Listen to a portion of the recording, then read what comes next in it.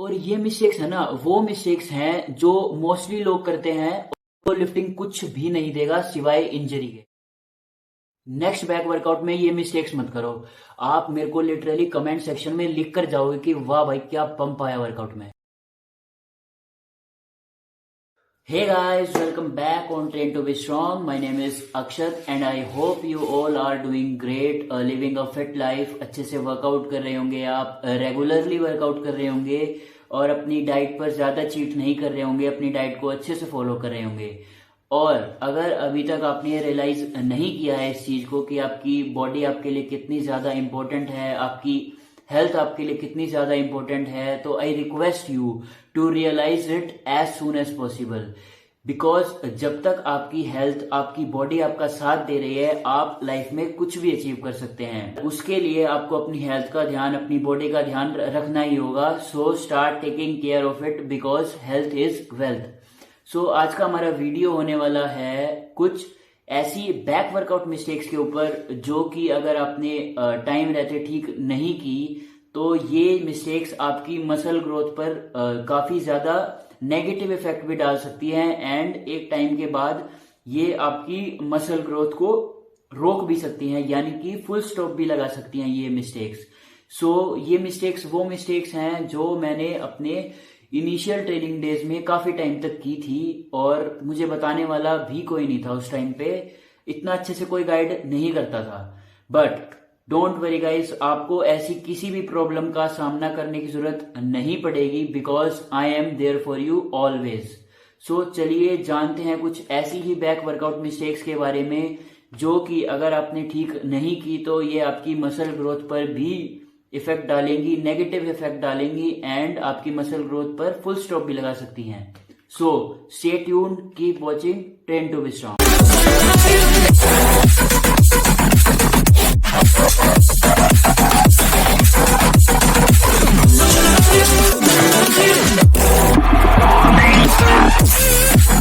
तो first mistake है guys, अपना वर्कआउट स्टार्ट कर देना बिना वार्म अप किए।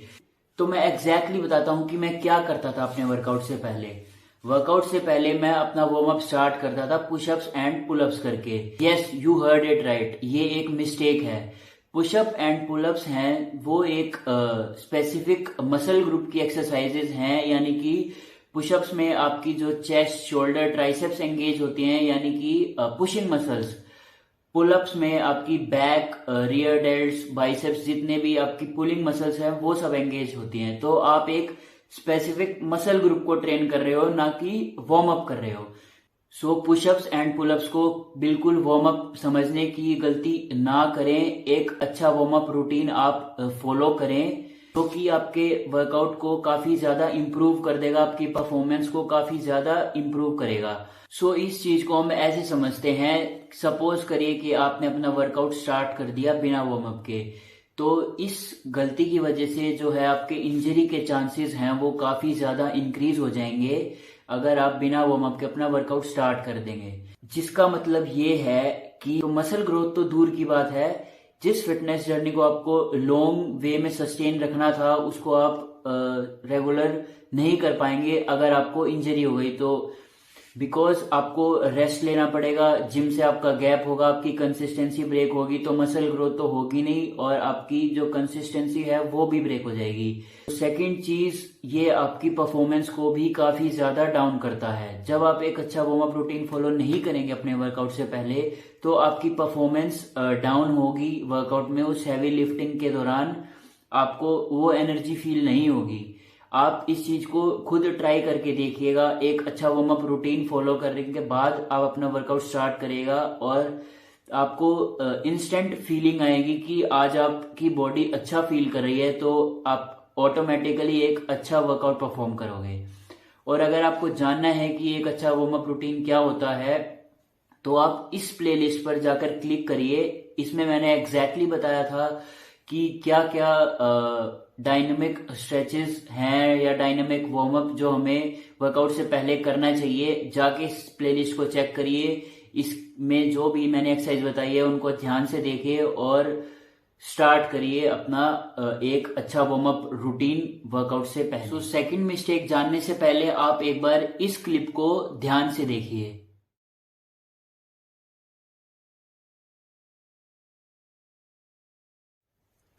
क्या आप भी इस एक्सरसाइज को ऐसे ही परफॉर्म करते हैं? इस एक्सरसाइज का नाम है लैट पुल डाउन, जो कि हम लैटिसिमस डोर्साई को ट्रेन करने के लिए करते हैं। तो जैसा कि आपने इस क्लिप में देखा कि मैंने वेट को नीचे पुल करने के लिए अपने लैट्स के साथ साथ अपने शोल्डर्स को और अपने बॉडी के मोमेंटम को भी यूज किया वेट को नीचे पुल करने के लिए। तो ये गलती है गाइस, जिस मसल पे हम वर्क कर रहे हैं, जिस मसल को हम ट्रेन कर रहे हैं, उस मसल पे ही हमें कॉन्ट्रैक्शन चाहिए, ना कि शोल्डर पे या किसी और मसल पे उस कॉन्ट्रैक्शन को शिफ्ट ना होने दें। ये ही एक गलती है जो कि हम में से काफी लोग करते हैं। और अगर आप भी ये मिस्टेक करते हैं तो मेरे को कमेंट सेक्शन में जरूर बताइए। तो problem with this form is lat pull down करते समय हमारा जो कॉन्ट्रैक्शन होना चाहिए वो 100% लैटिसिमस डोर्साई पे होना चाहिए। तो जब हम इस फॉर्म से इस एक्सरसाइज को परफॉर्म करेंगे तो हमारे जो परसेंटेज है लैटिसिमस डोर्साई पे कॉन्ट्रैक्शन की, वो आप लगा लीजिए 50% पे चली जाएगी। 30% शोल्डर एंड जो 20% जो आप मोमेंटम यूज कर रहे हैं बॉडी का, उससे आप स्ट्रेंथ यूज कर रहे हैं अपनी पुलिंग करने के लिए। मेक श्योर आप ये गलती ना करें, बिल्कुल स्ट्रिक्ट फॉर्म से इस एक्सरसाइज को लगाएं। तो इस एक्सरसाइज की ठीक फॉर्म जानने के लिए आप इस क्लिप को चेक करें।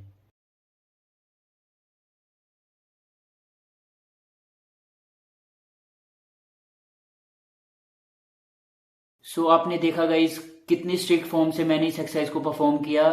This is the right form to perform lat pull downs.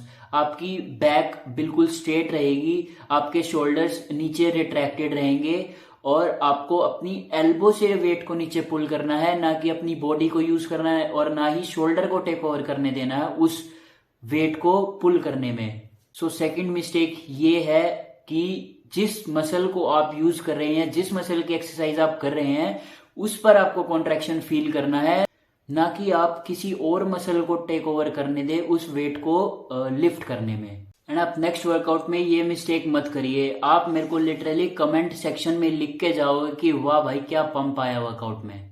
Third mistake जो हम में से बहुत लोग करते हैं वो ये है कि जो हमारी कंसेंट्रिक मूवमेंट है उसको तो हम अच्छे से परफॉर्म कर लेते हैं, पर जो हमारी इसेंट्रिक मूवमेंट है जिसमें कि हमें वेट को ऊपर लेके जाना होता है, या फिर आप एग्जांपल से समझिए इस चीज को, जैसे कि हम एक एक्सरसाइज कर रहे हैं close grip lat pull down.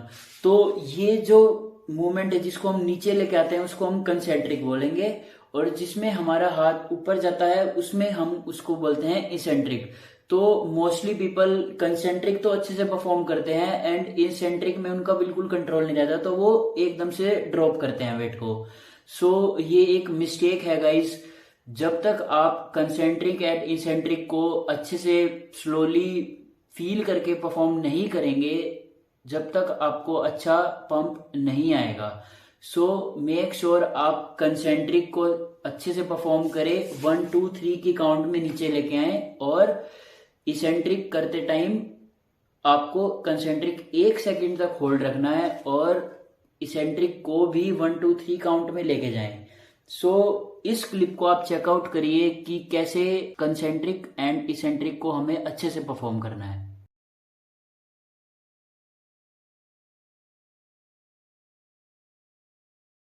तब तक आपका फुल रैप काउंट नहीं होता जब तक आप कंसेंट्रिक एंड इसेंट्रिक को अच्छे से परफॉर्म नहीं करते।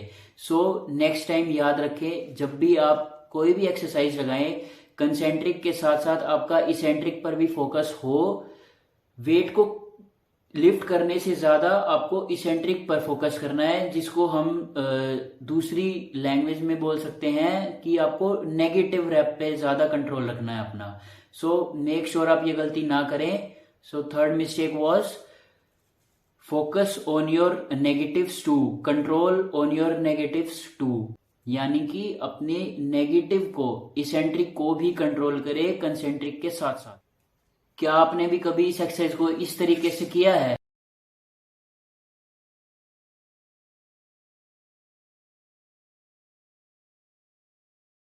आई नो आपने किया है, आपने फुल स्टैक डालने के चक्कर में आपने इस एक्सरसाइज को ऐसे परफॉर्म जरूर किया है, और अगर आपने ऐसा किया है तो आप मेरे को कमेंट सेक्शन में जरूर बताइए। एंड जो हमारी फोर्थ मिस्टेक है वो इसी चीज से रिलेटेड है। आपने इस टर्म को जरूर सुना होगा कहीं ना कहीं, और आई एम श्योर आपने किया भी होगा कभी ना कभी तो, ego lifting. Let me tell you, जितनी भी मिस्टेक्स अभी तक मैंने बताई हैं उन मिस्टेक्स को आप एक साथ कर रहे होते हैं जब आप एक ईगो लिफ्टिंग रैप परफॉर्म करते हो।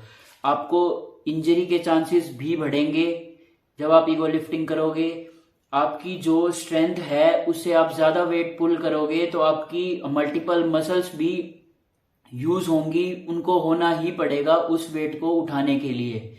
थर्ड चीज, इसेंट्रिक कंट्रोल करना। अरे इसेंट्रिक कंट्रोल करना तो छोड़ो, आपका कंसेंट्रिक पर भी फोकस नहीं होगा जब आप अपनी स्ट्रेंथ से ज्यादा वेट उठाओगे। So now you know ego lifting कितनी ज्यादा डेंजरस है। ये मिस्टेक्स आप एक साथ कर रहे हो इस मिस्टेक के साथ साथ, तो कभी भी ईगो लिफ्टिंग मत करें। ईगो लिफ्टिंग कुछ नहीं देगा सिवाय इंजरी के। So fourth mistake, fourth and the most dangerous mistake is ego lifting. Stop doing ego lifting. ये वो मिस्टेक्स थी गाइज जो आपकी मसल ग्रोथ पर फुल स्टॉप लगा सकती हैं। सो चलिए अब मैं समराइज कर देता हूं इस वीडियो को। Do these things if you want to grow like a pro.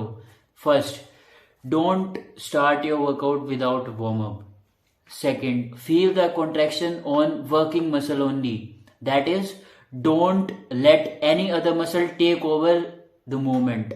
Third thing, you must control on your negatives or control on your eccentric phase too.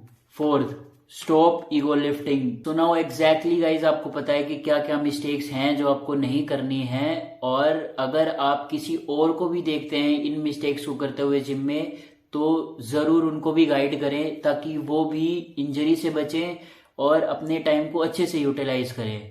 And इस वीडियो को ज्यादा से ज्यादा शेयर करें अपने दोस्तों के साथ, अपने जानने वालों के साथ, वर्कआउट पार्टनर्स के साथ, ताकि वो भी इन मिस्टेक्स को करने से बचे और अच्छे से मसल ग्रोथ हो उनकी भी। So make sure you share this video. So that's it guys, keep loving, keep supporting and keep watching train to be strong. And ऐसे ही हेल्थ एंड फिटनेस कंटेंट को देखने के लिए आप मेक श्योर करें सब्सक्राइब कर लें ट्रेन टू बी स्ट्रॉन्ग को, और press the bell icon if you want instant updates for whenever I post a new video. Thank you so much guys, bye bye.